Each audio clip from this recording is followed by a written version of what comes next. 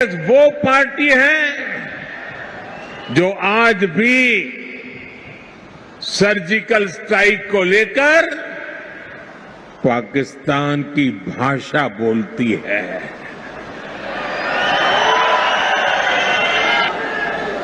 साथियों, देश के लिए मर मिटने वालों का कांग्रेस कभी सम्मान नहीं कर सकती। यही कांग्रेस है जिसने 4 दशक तक हमारे फौजी परिवारों को 1 रैंक 1 पेंशन के लिए तरसाया। कांग्रेस ने हमारे फौजियों से झूठ बोला।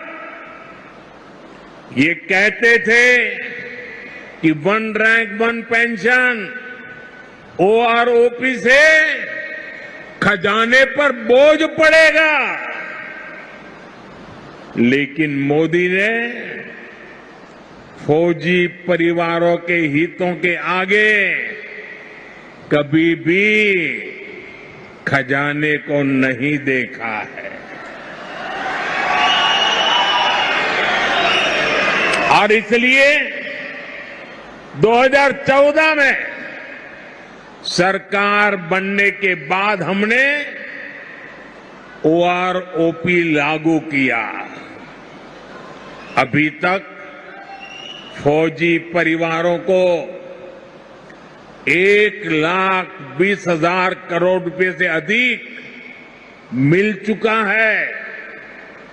हाल में हमने ओआरओपी को रिवाइज भी किया है, जिससे फौजी परिवारों को और ज्यादा पैसा मिलना तय हुआ है। साथियों, आज की जो कांग्रेस है वो पूरी तरह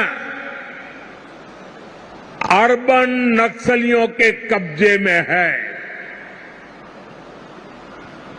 जब विदेशों से घुसपैठिए यहां आते हैं तो न जाने क्या कारण है, कांग्रेस को अच्छा लगता है। उनमें इनको अपना वोट बैंक दिखता है, लेकिन अपने ही लोगों की पीड़ा पर ये उनका भद्दे तरीके से मजाक उड़ाते हैं। साथियों, कांग्रेस, नेशनल कॉन्फ्रेंस, पीडीपी ये संविधान के सबसे बड़े दुश्मन है। इन्होंने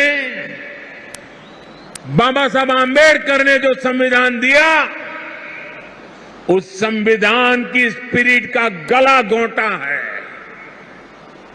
आप देखिए, यही कई पीढ़ियों से रह रहे अनेक परिवारों को वोट देने तक का हक नहीं था। उन्हें इस हक से किसने वंचित किया? कांग्रेस, एनसी और पीडीपी ने किया है। अब भाजपा ने पश्चिम पाकिस्तान और पीओके से आए हमारे बहन भाई, हमारे गोरखा साथी, हमारे वाल्मीकि परिवार देश के लिए इनका बहुत बड़ा योगदान है, लेकिन अनेक पीढ़ियों से इनको दूसरे दर्जे का नागरिक बनाकर मजबूरन जीने के लिए छोड़ दिया गया। कांग्रेस और उसके साथियों के इस पाप को क्या कभी भी भुलाया जा सकता है?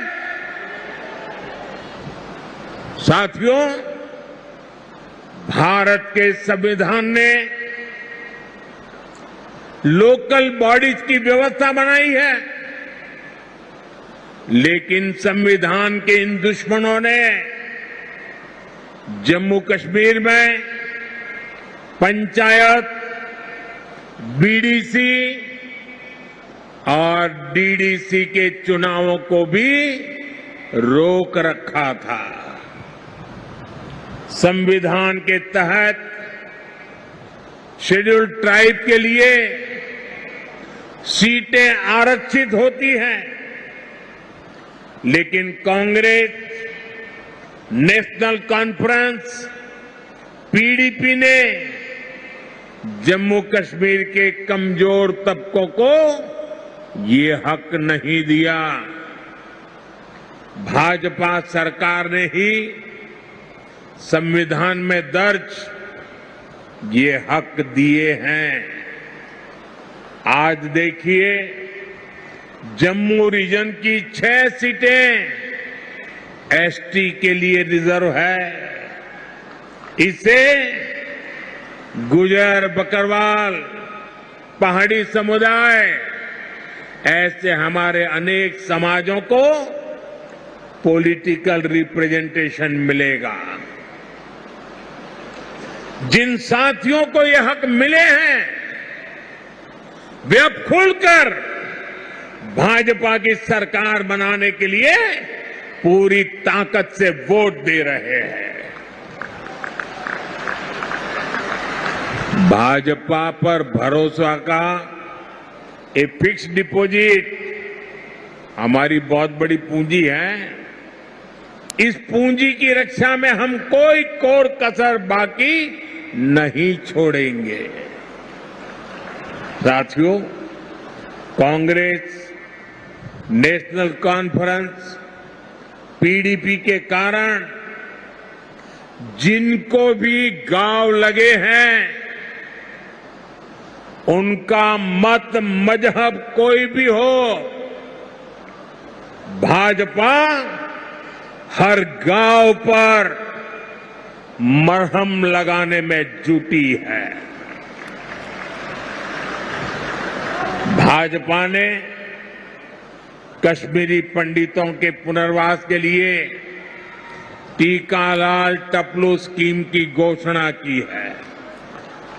विस्थापितों के पुनर्वास के साथ साथ उन्हें जो आर्थिक सहायता मिलती है, उसको बढ़ाने का भी वायदा भाजपा ने किया है।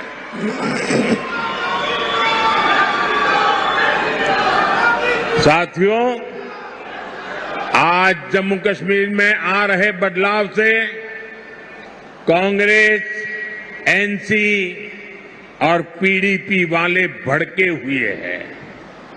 इन्हें आपका विकास पसंद नहीं है।